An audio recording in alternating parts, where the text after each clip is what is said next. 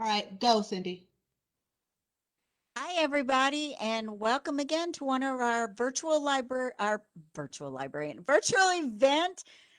series. We are thrilled to have something a little different today. We are learning about a healthy brain and healthy body, and we have our Alzheimer's Association chapter of Texas guests today. Before we get started, if you would like to register for this event, we put our registration link in the comments and you can get attendance credit for it. Well, I'm not going to do a lot of speaking. We have a wonderful speaker today, Miss Miss Maxine Vieyra, and she will be giving us some information. So everyone, enjoy. Hi everyone, Maxine Vieyra. I am the program director for the Alzheimer's Association Capital of Texas chapter. If you want to reach out to your local chapter, we have 6 in Texas alone, and you can always call our helpline, which is available as well 24/7 for you to have that information that is closest to you, right? Today's presentation is the healthy living for your brain and body. The more we get research surrounding Alzheimer's disease and what role does nutrition and exercise plays in our brains and bodies as we age, the more information we have whether our habits right now make a difference in how we further develop either whether we will have a cognitive decline earlier in life, later in life, and what that looks like. So I'll touch upon that very briefly in today's presentation. Thanks for joining us today. With that much, we'll go ahead and start the presentation, right, Cindy?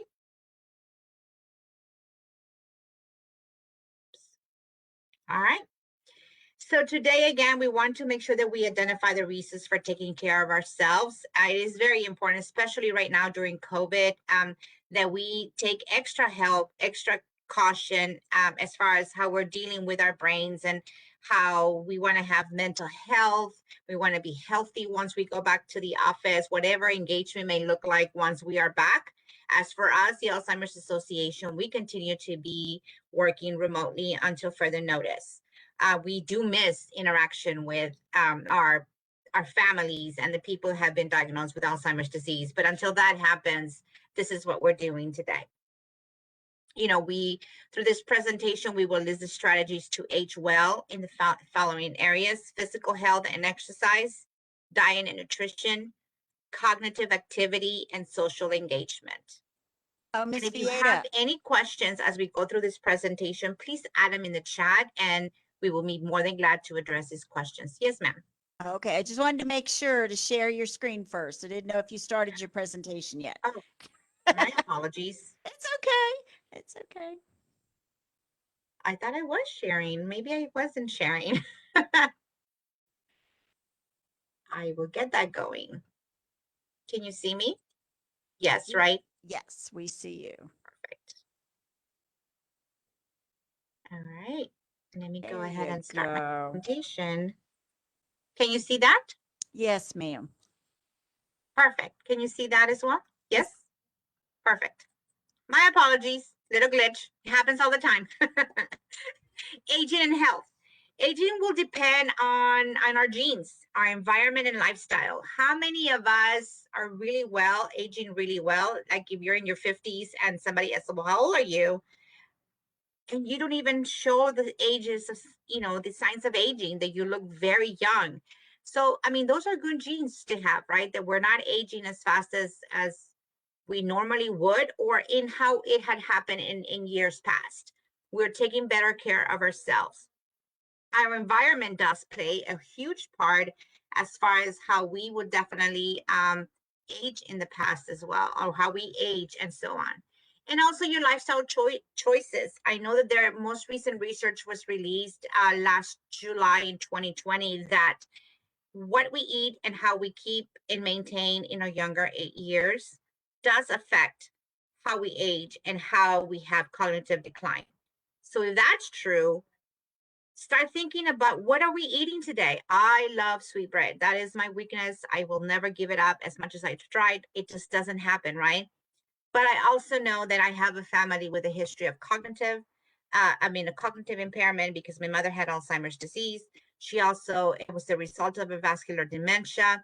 So all of those things come into play. So I have to be that much more aware of the things that I eat, as well as how often do I exercise. I'm not saying that I do it and that I'm good at it, but I do have to be fully aware of what those choices are for myself, so that I can also age healthy and hopefully postpone any cognitive decline to later in life. Can you still see that slide, Cindy? Yes. Okay. So how the brain works. The best way that I can explain it in our terms and that we can fully understand. So imagine our brains being a distribution center. In a distribution center, you have multiple trucks coming in and leaving with goods, and leaving and coming and delivering and so on. When there is a breakdown in that system, it backs everything up. So essentially, it's the same thing that happens in our brains. We have a distribution center in our brains that is fed and also feeds out information. So once there is a breakdown in our neurons and how the multiple cells connect in our brains, when there's a breakdown in that, there is a delay in responses. There's a delay in how we communicate. In many cases, individuals who already have a diagnosis of Alzheimer's disease can have a coherent moment and give the false hope to their families that they're going to be doing really well, right? Because they're having a good conversation with them.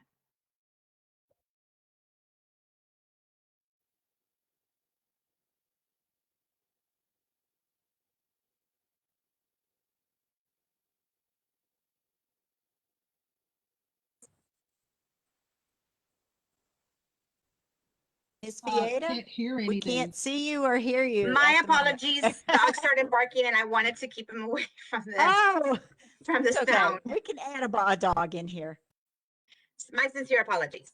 As I was saying, once there is a breakdown in all those things and giving the false hope to families that maybe they're getting better, it is just a split second. So you can have a very coherent conversation with someone and then just like that, be it gone. Because again, you're dealing with, there it is, my video. I'm sorry. Can you see the presentation? Yes, I'm sorry.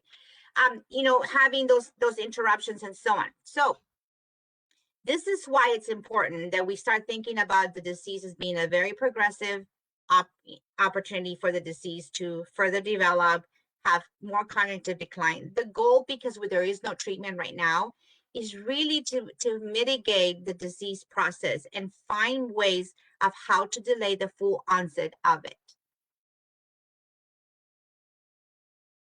I lost my train of thought. My apologies. Just like I said, I was trying to mitigate the sound with my with the dogs. The heart and brain connection. Again, vascular dementia. It is the second most commonly diagnosed, other than Alzheimer's disease. Vascular dementia does lead to Alzheimer's disease. In many cases, individuals have both a dual diagnosis of a vascular dementia, and if you're not familiar with vascular dementia, is really that deprivation of oxygen to the brain as a result of a diabetes, that condition, or hypertension, a stroke, and things like that, right? So with that, you can see the decline a lot faster, because someone can be very level for a very long time and then have a mini stroke or have something happen to the brain because there's not enough oxygen going to it, then they have a very significant decline. Whereas with Alzheimer's disease, it's a very slow progression, almost like a wiper effect, where it starts with the new memories and it eventually goes into the old memories and so on, right? So how do we protect our heart?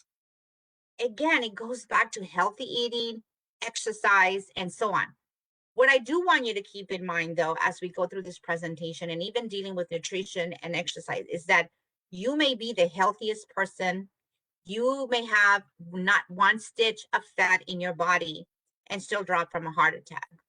So there's no 100% guarantees. There's nothing that is a 100% proof of how to keep. But again, it does mitigate and it does help maintain a little bit longer.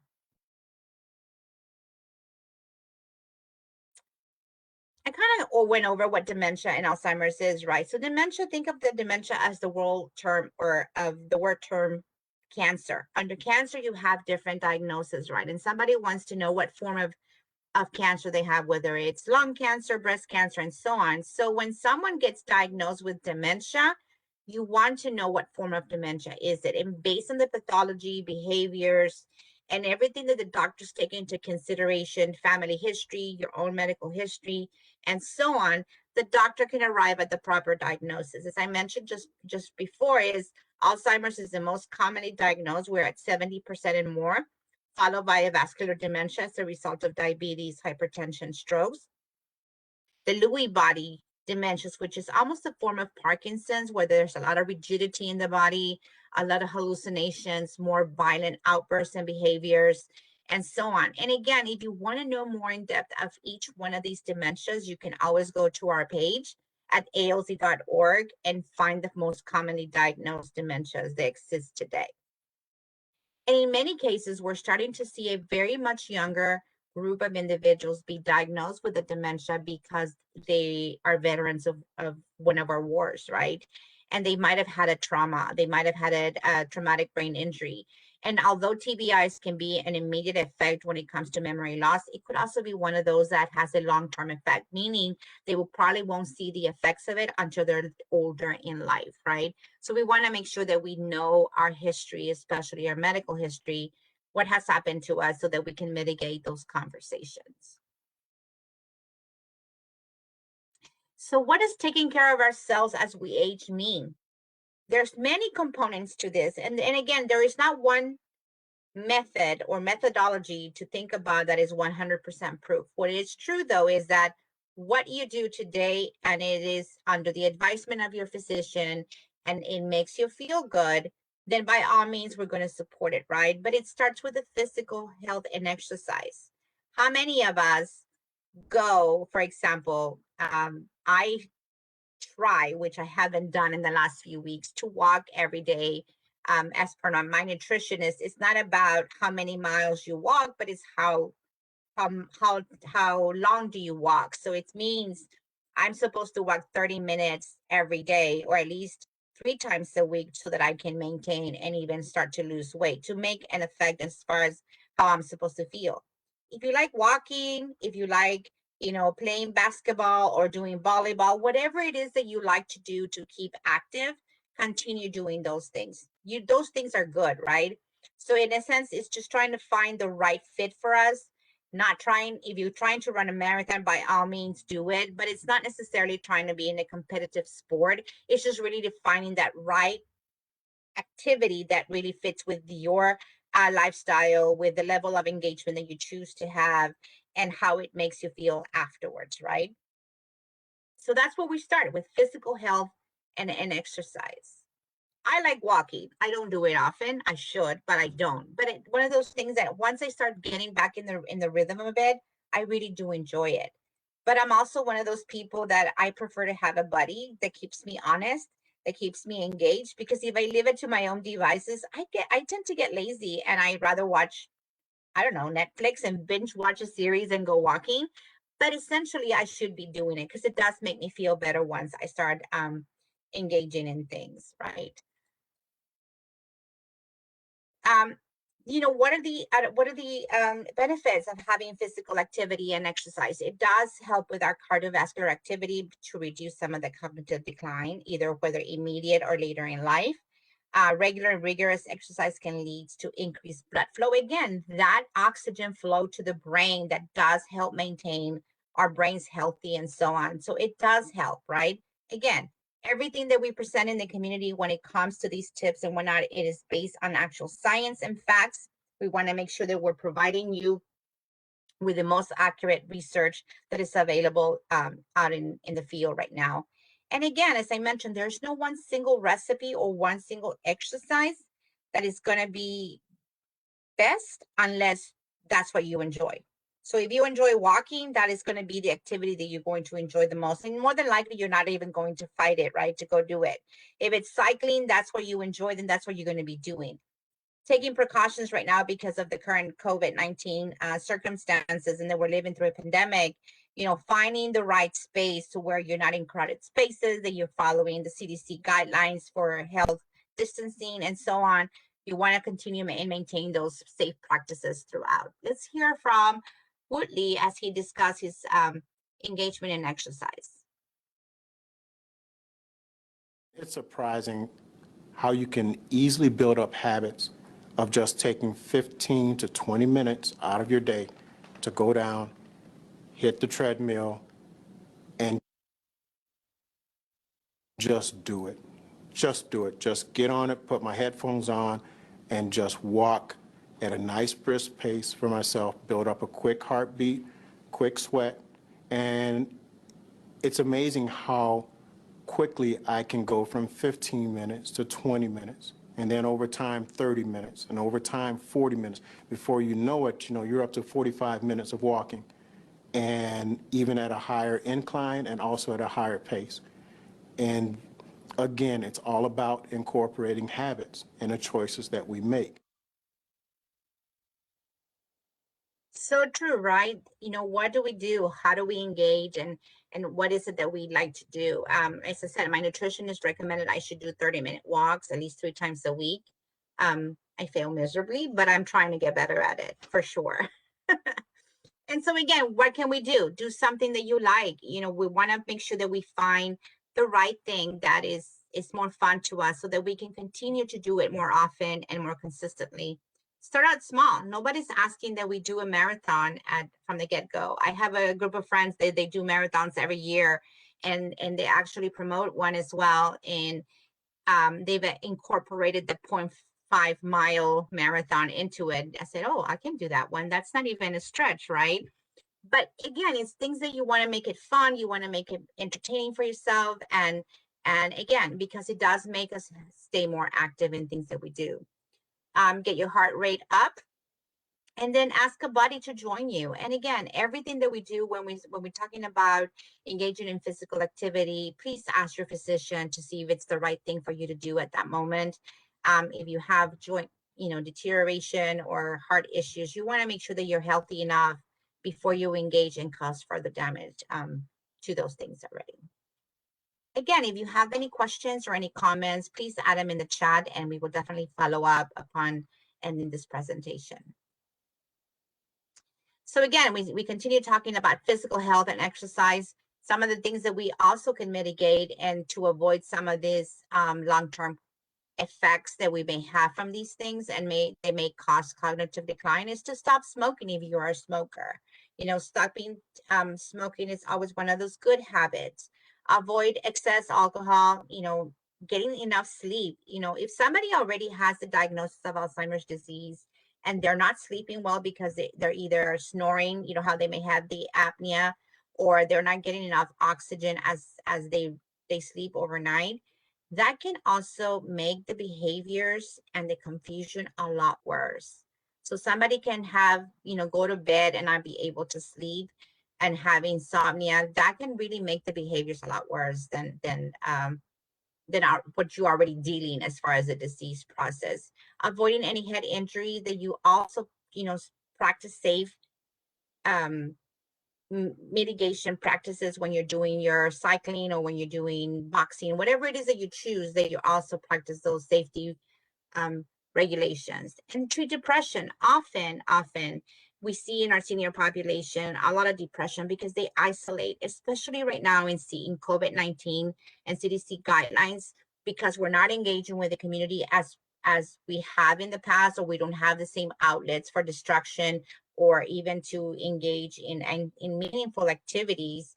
We're starting to see a higher number of depression amongst both caregivers and individuals who have a disease or a diagnosis already. So it's important that once we start to see ourselves go down a rabbit hole, that we address it with our doctor, that we visit with them, regularly. As a caregiver, we tend to neglect our own health and not reach out to medical professions or professionals until it's too late. So it is important that if you recognize the signals that you're struggling with your daily, that there's some things that you're starting to miss, it doesn't necessarily mean that you have a dementia. It could very well be depression. Depression does mimic some of the symptoms of Alzheimer's disease or any other form of dementia, in the sense of getting forgetful, not being able to remember dates and so on. So it is important that we follow up with our physicians on a regular basis to make sure that we're doing well.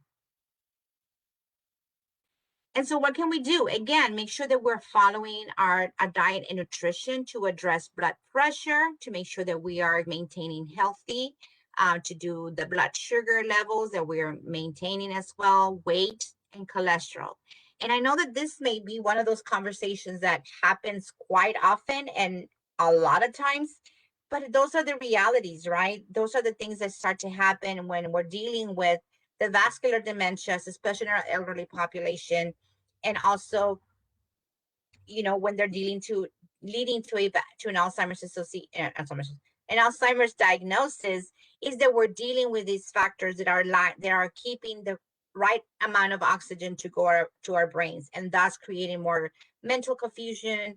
Are we forgetting to eat? Are we forgetting to drink water? And believe it or not, dehydration in itself can mimic a lot of the symptoms that we have when it comes to a diagnosis of dementia. Obviously, the doctor is the only one that can tell exactly what's going on with that person. This is why when you start to see some of these symptoms emerge around confusion of time, not eating well, not drinking enough water, maybe having a urinary tract infection or UTIs, that you go to the doctor and address those conditions because they can be reversed and treated. Whereas if it is indeed a diagnosis of any form of dementia, at least by that point, and we can mitigate and start having these conversations with other resources that are available to you in the community. So let's talk about diet and nutrition. What comes to mind when you hear diet and nutrition? I mean, to me, it's like, okay, I have to cut out my sweets, my sodas, my ice cream, and those are just like my comfort foods, right? So is it an emotional eating that I'm having, or is it really my go-to foods at the end of the day as a reward for having been at work all day and having all these things? Whatever food may represent to each one of us, these are the things that we want to start looking at as we start to talk about nutrition. It does affect the heart. The way that we eat does affect our heart, our blood glucose and things like that, right? The more nutritious food that we have, the better fuel for our brains. I can use myself as an example. I found myself in a situation where I thought I was drinking enough water, which I wasn't apparently, and I thought I was eating well enough, but I was under eating. And before I knew it, I started having these headaches and confusion and like a brain fog of sorts. And I couldn't quite figure it out what that was coming from, because I thought I was doing the right things. Come to find out that I wasn't. I was under eating and I was under drinking water, and I had a severe dehydration that I had to deal with. And so I had to have the proper hydration treatments in order for me to be stabilized, because I was, everything was just out of whack. So it is important that as we get older, we recognize that we have to start, thinking and making sure that we drink enough water throughout the day, that we make sure that we listen to the new signals that are changing in our bodies, because maybe we don't get the same triggers for hunger as we used to when we were younger, right? But think about it, those triggers come about as well because we're engaged and we're doing more activities. The older we get, we tend to be less active and less engaged. And so thus it just gets really confusing when it comes down to it. And what we do know about diet these days is that some of these dietary guidelines, for example, the most commonly talked about is the Mediterranean diet, does help reduce some of the inflammation and some of the conditions, the effectiveness that it has on a person that has either heart disease, cancer, the Parkinson's and Alzheimer's. So again, things that we can discuss with our doctors to make sure that we're following the right, nutritious path, that we're having plenty of water, and what is the best for ourselves, right? We want to make sure that we have those common cores. And I'm going to play another video from one of our directors of nutrition and see what she has to say as well.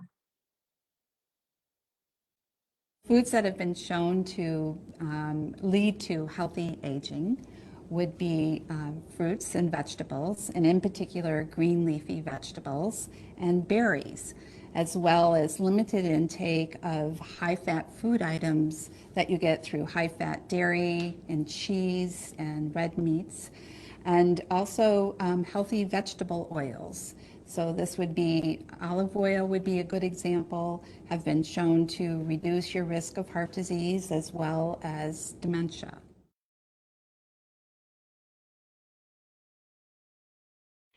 How many of you find yourselves actually missing your fruits when you don't have them? Like I do. Like I get in this habit that I'm traveling and oops. Did I just stop sharing accidentally? There you go. Can you see it now? Cindy, can you see the screen? Yes, okay. I was saying that, you know, how we find ourselves sometimes eating different foods, like especially when we travel, we tend to go for the things that are easy for us to snack on, right? But eventually you start missing your fruits. Like it happens to me quite often when as soon as I get home, it's like, I want a banana, I want an apple, and things like that, right? And it feels so much better for me to have those things. Not necessarily saying that I feel that much more guilty for having had my snacks, but nonetheless, you know, it does feel better. And so the recommendation from our nutritionist is that, you know, we want to eat more vegetables. We want to incorporate more fruits, nuts, and so on, and healthy vegetable oils into our daily consumption of food. You know, obviously the always having the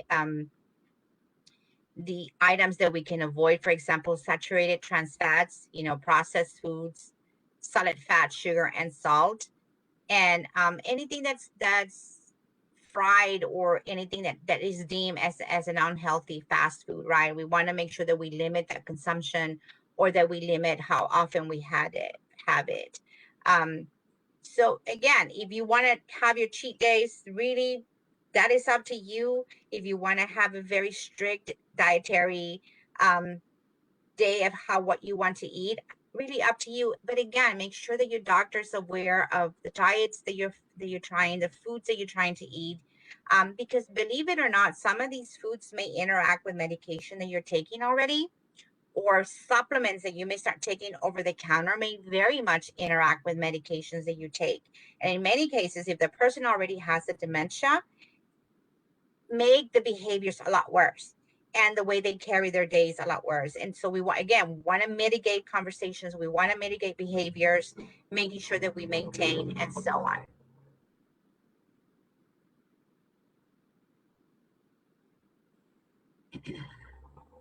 As I was mentioning about consult, you know, the resources that we have available for dietary supplements and vitamins, making sure again that your doctor is fully aware of the things that you're taking over the counter, new supplements, the diets that you're following. So again, so that we can mitigate, so that you don't get worse, so that you don't get sick while trying to mitigate the cognitive decline and so on. And then we want to talk about how do we engage our brains? How do we maintain and stay active as we age and get older? What I will say to you is, it isn't about doing the same things that we do all the time that we are good at that helps and maintains the brain. It is challenging our brains to do one new activity that you have never done before. And once you master that activity, moving on to another activity or engagement that helps our brains maintain. So if you're really good at puzzles, don't keep doing puzzles. Do something new.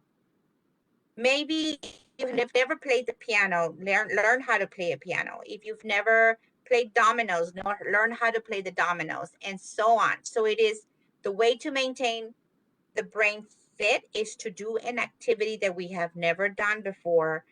That's how we keep our brain fitness. It's not necessarily continue to do the things that we are good at because we already know how to do it.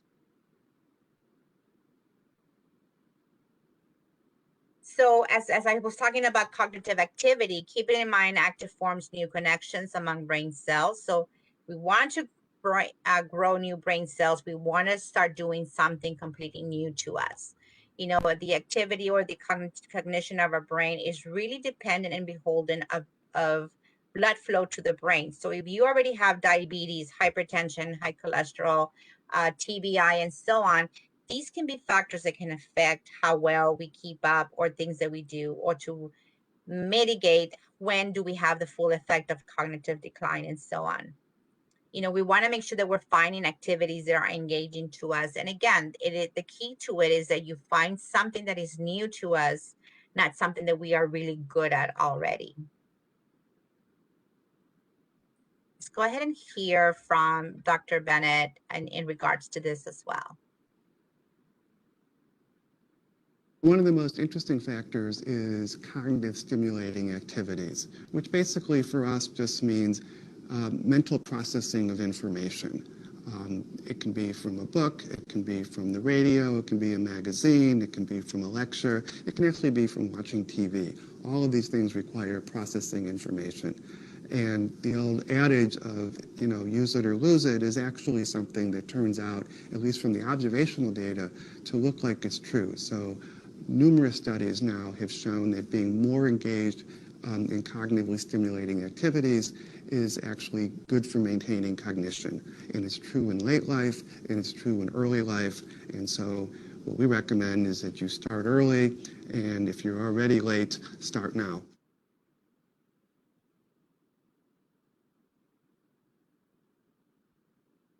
Pretty interesting information, right?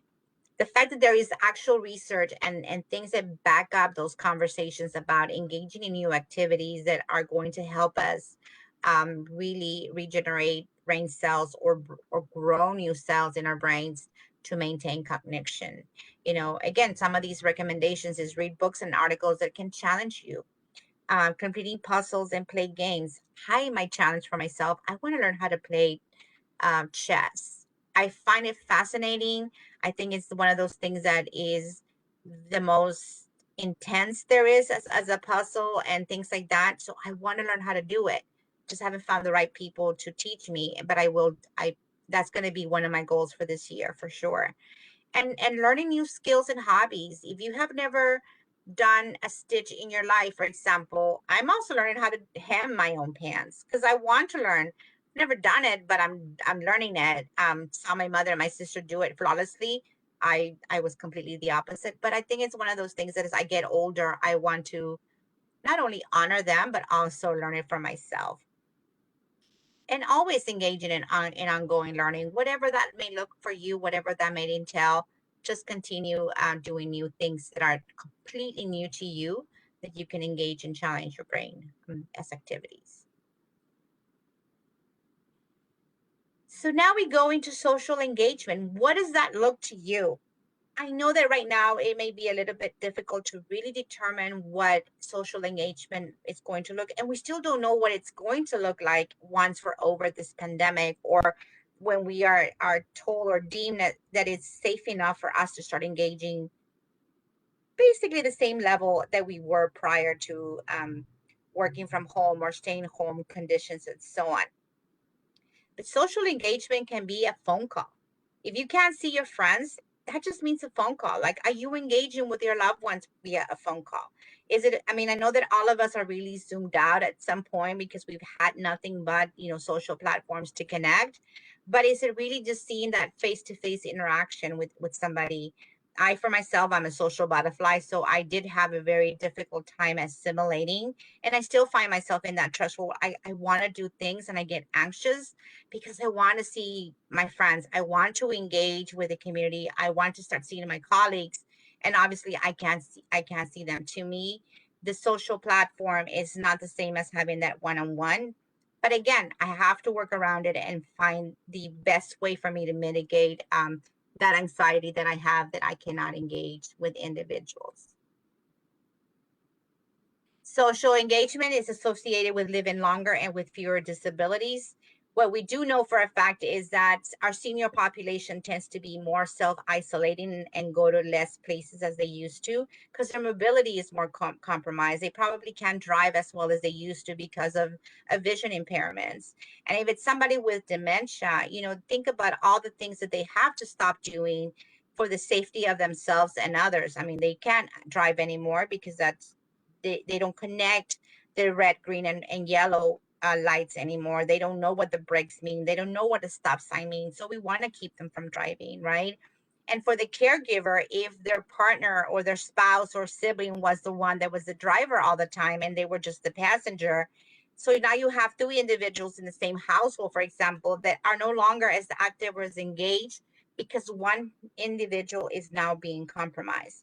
So those are the factors that come into play as to why we see more of an isolation in our senior population, and how their once immense world and circle of friends and influence has reduced to maybe the two of them and maybe the one.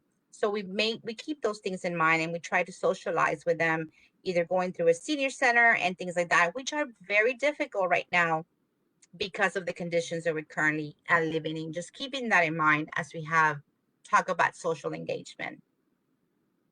You know, again, having those activities that we wanted to learn, you know, that we haven't done before, this is a prime opportunity for us to do it without any distractions, right? How many of us want to do, say, take and learn how to dance, and you dance like two-stepping or salsa, whatever that may look like, and you haven't done it because you don't have the time and ability? Is there an opportunity for it to happen now? Maybe this is the time that you want to do it, because we don't have as many distractions as we normally do and during our days. As I mentioned, we can visit with friends and family, albeit that we can't do it maybe right now in person until the CDC deems it, you know, safe enough for us to engage. But we can still pick up that phone and call our loved ones or friends and check up on them, see how they're doing, and stay, you know, engaged through the media platforms that we already currently have. And once we're back to safely engaging, volunteer outside the house. You can volunteer with the association. You can volunteer with the Red Cross. You can volunteer with your church. There's different ways in which you can continue to engage, no matter your age, as long as you're healthy enough to go, that you can take those opportunities or join a club. I mean, if you have always liked to cycle, you know, to ride your bicycle, is there a bicycle club that you want to join?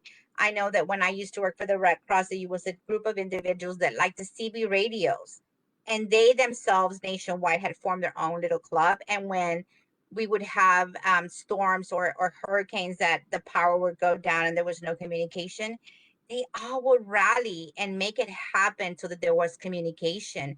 And we're talking about individuals who were retired engineers, retired professors, you know, um, everybody who had a different career throughout their lives that now had a new form of engagement through the CB radio club, and how they thrived during a disaster, in the sense of that they had a purpose for them to continue engaging and providing a service to the community.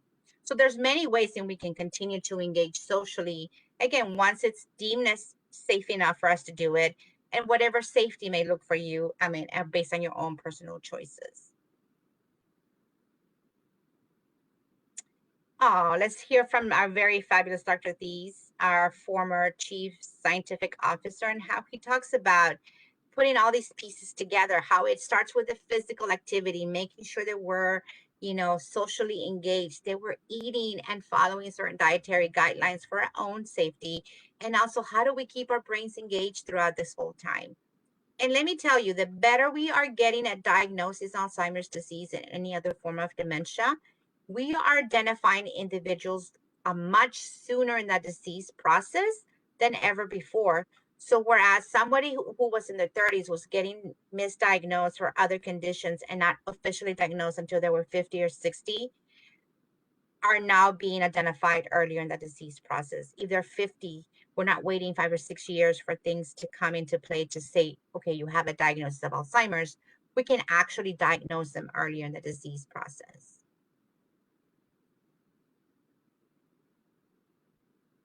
Recently, at the Alzheimer's Association International Conference, there was a study reported of the results of a large clinical trial that was done in the Scandinavian countries. And in this trial, they took half the people in the trial and they adjusted their exercise level, their diet, their social engagement, and their mental stimulation. They developed programs for each one of those variables changed all of those for the people that were in the test group, and the control group just lived as they had been. There is a tremendous benefit to doing studies where we make changes and observe after the fact. That's a much stronger study than just observing people and trying to make judgments after life has changed for them. To my mind, one of the things that this has done is it's changed the force of recommendation that we might make around the benefit of these interventions for prevention of Alzheimer's disease or for brain health.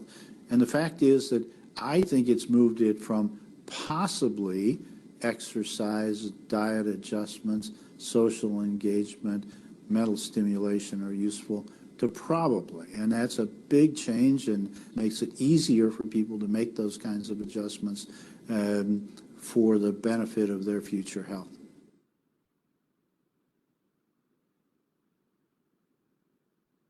Every year, the Alzheimer's Association convenes researchers worldwide to come and speak and present on the most latest research.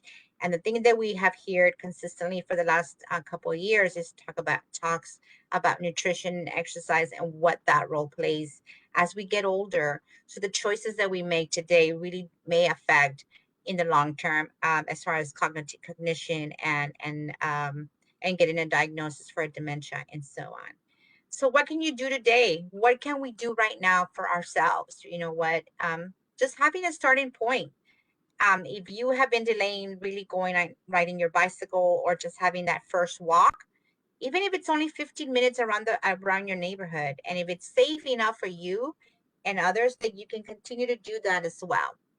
You know, start small. Again, no one is expecting us to run a marathon at this point. We just want to make sure that we are engaging and doing something that is going to help us in the long run, and making a plan and having the healthy choices for ourselves, and always getting the support from others. The one thing that I would recommend is that you please contact your physician before you start any exercise or diet, so that you're okay and it doesn't affect you in the immediate or long term thereafter. We are the best advocates for our own health. We want to make sure that we are also the very savvy consumer, that if you find a drug that is telling you that with this drug you can reverse the effects of Alzheimer's disease, I can tell you from the standpoint of the association, there isn't enough research as of right now to really claim any medication or say that any medication is an effective treatment for reversing the Alzheimer's disease. We know that there's medications and treatments available that can delay the full onset of the disease or delay some of it, but not really reverse any effects. And again, they're designed for the early to moderate stages of the disease process. Once you are already further along in the disease, there's nothing you can take at that point that is really going to help with the disease process other than just help you mitigate behaviors, anxieties, and so on. Make sure that if you always have a question in regards to medication, supplements, over the counter, vitamins and things like that, that you always consult your health care professional so that they can give you the best response in accordance to your own health and benefit to you at that point. And should you find yourself in the need, or because you have a diagnosis or you are yourself a caregiver, that you please don't hesitate to contact us. We have a fabulous 800 number that is available to you 24/7. It is managed in several languages and also managed by professional licensed counselors, and the services are free. You can call any time of the day. If it's 2 in.the morning and you're having some concerns because you're becoming more forgetful than none, that you also want to talk to them. And again, if that is what is starting to happen and the changes are so significant that they are interfering with your daily life, please talk to your doctor. Want to make sure that it's something that it could easily be corrected, such as a vitamin deficiency, dehydration, and so on. But if it is official and it's a diagnosis, that at least you know what's changing with you. We have several platforms online that are similar to that, like the Facebook or things like that, like the Alzheimer's Navigator, that are usually there for you to connect with other individuals that are caregivers or individuals with dementia. that you can communicate with them. And it's completely private. We don't have access to it. So it's only the people that you allow in that nucleus. The Community Resource Finder was designed in partnership with the AARP to give you access to the resources that are available closest to you based on your zip code. If you're the caretaker, whether you're long distance or in the same community, and you live, say, in New York and your parents live in Texas, just put in their zip code. It would give you access to the resources that are local to them. And everything that we do right now is available online, but you can always benefit from these talks. For example, we appreciate the platform for us to present this information, as well as our own virtual platforms. You can go to alc.org or call the helpline, and they can give you the most the newest dates that are coming your way. You can get involved by either signing up for a trial match. There's so much research, not just based on medication or clinical trials, but there are also social engagement. There's nutrition-based social research that is happening. If you're interested in based on where you're at right now and your criteria, they might find one that may be the closest to you. Advocate. There's no best way to engage your time than to advocate for the reforms and changes that are going to benefit not only the person with the disease, but also the caregiver, and making sure that we have more information and more resources available to these two groups as the disease progresses. We have a fabulous walk to end Alzheimer's. We are gearing up for this season this year, starting in September, but you can engage today. The longest day, we celebrate on June the 21st, which is the longest day in the calendar. That is the summer equinox, if I'm not mistaken. And while we choose to do something fun and fundraise at the same time, it is really a means of us bringing awareness to the caregivers that they don't have a break. They don't get to do something fun sometimes. They're always caring for somebody with a disease. And if you want to do presentations such as this one and other ways of engagement or participate in any one of these, whether it's advocacy, the longest day committees, or the walk to end Alzheimer's, education, and so on, you can volunteer with us. We always welcome you. And we'll find the best way for you to engage with our organization. Don't forget that in addition to us, we also have other groups. You know, we have the area agencies on aging. They are designed to help with resources. We have the National Institutes of Health that has more information on their pages and so on. So please don't hesitate to reach out to us, to them directly, to Cindy, to connect you with us. We can definitely help you have these conversations and hopefully find the right resources to you. Once again, I just want to highlight the fact that we have a helpline that is available to you 24/7. The number's on the screen. It's 1-800-272-3900. If you need any help, you have a question as to why you took a vitamin or your loved one took a vitamin tonight and all of a sudden they're acting out, is they're interacting, well, we ask that you call 911 or their physician. But if you're having questions over the counter medication or supplements, you can definitely call that 800 number to talk you through those conversations. Ladies and gentlemen, that is the end of our presentation. However, we are available for Q&A. If you have any questions, we will be here for a little bit while longer to address those questions. Denise, are there any questions in the comments? No, ma'am. Okay, well, I have a couple of questions. Absolutely. With this helpline, either on the helpline or on your website, if you are concerned about a loved one or yourself, it's like I keep forgetting something, or I keep dropping my keys, or I keep something. Do they have any type of guidelines, or is this something you would recommend that a person go to their doctor if they've got these concerns? If you're not quite ready to go to the doctor just yet, because some of us are very procrastinators when it comes to our health, right? You can call the 800 number and they kind of will give you the 10 warning signs, right? Which starts with the memory, but it's much more than just the memory. I mean, it's getting also stop doing things that you normally would do. For example, like if you were an avid, bingo player, or you like to read a lot, and all of a sudden you stop doing things that we knew of you doing. I mean, those are changes that start to happen.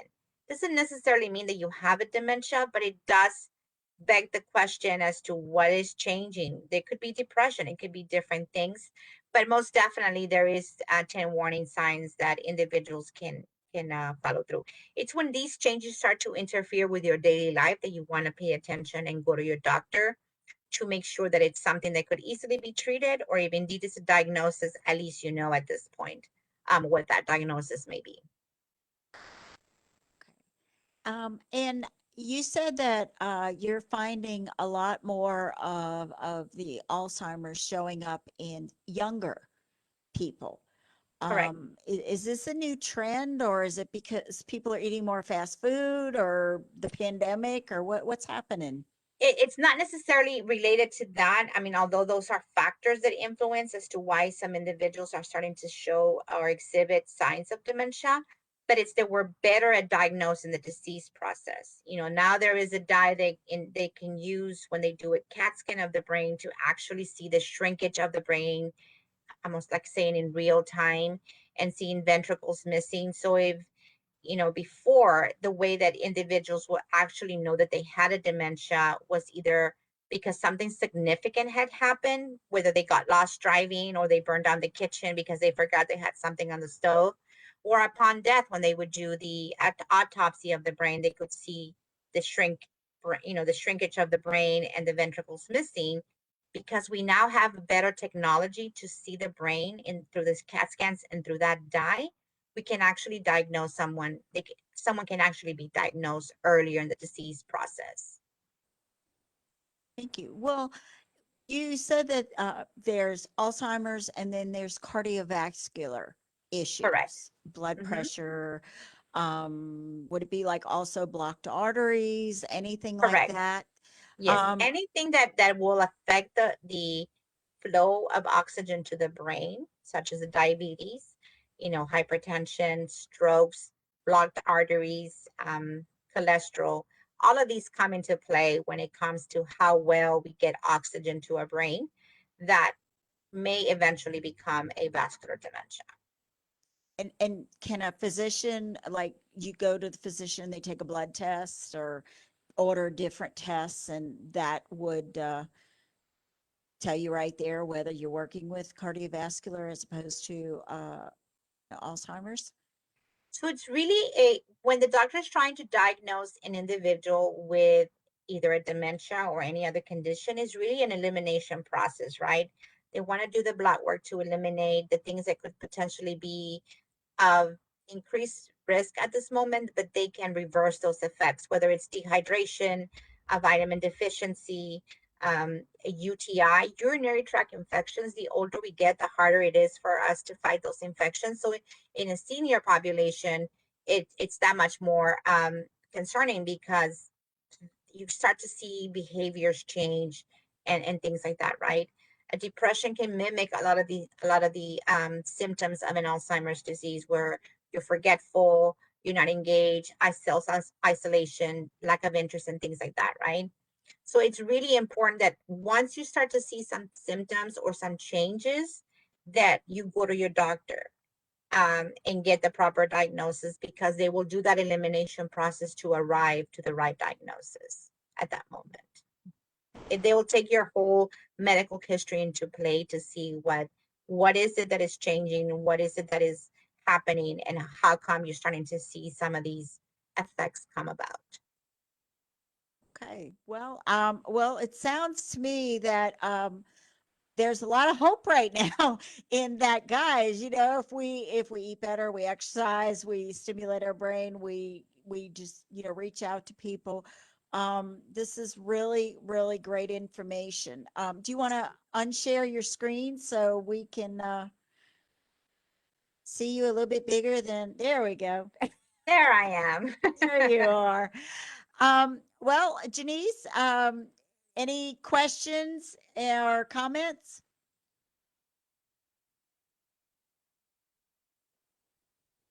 No, ma'am. Not right now. Okay. Well, if you have the contact information for Miss Vieyra at the Alzheimer's Association chapter of Texas, and we have gotten some amazing information today from you. We thank you for taking some time out of your busy schedule to Of share course. this with us. You guys are awesome partners. And I know in the past, the library has shared on social media some upcoming workshops. So continue to send us those workshops and we will post it in our social media so that everybody can, keep up with what's going on. And, hopefully we could one day have it where there's not as many people suffering with this. So That is a goal, to have a survivor of Alzheimer's disease. So continue supporting the association, however it is that you choose to. And if it is your journey, that we're here to support you however we can. great. I Mhm. love that. Yes. And there will be. There will be. Let's keep our Yes. fingers crossed. Thank you. Yes. We did Well, have someone say thank you for all the information and for your time. Oh, thank you. Appreciate it. well, and tomorrow we are going to continue on. This week has been a very busy week. We are going to be back to our Women's History Month. We have one of our very own CTC professors. Um, we have Dr. Leanne Temple from Fort Hood, and she's going to be talking about women in leadership and women in education and women in a lot of different things. She is our go-to on women's history. And so she will be here tomorrow at noon. If you need to have attendance credit, make sure that you register for that. Thank you again. Thank you again, Ms. Vieyra. We truly appreciate your time and your information today. And we will be taking us out. So bye, everybody. You guys have a great Bye, day. everyone. Go for Thank a you. walk. It's beautiful weather today. Go for a walk. Absolutely. Bye. Bye.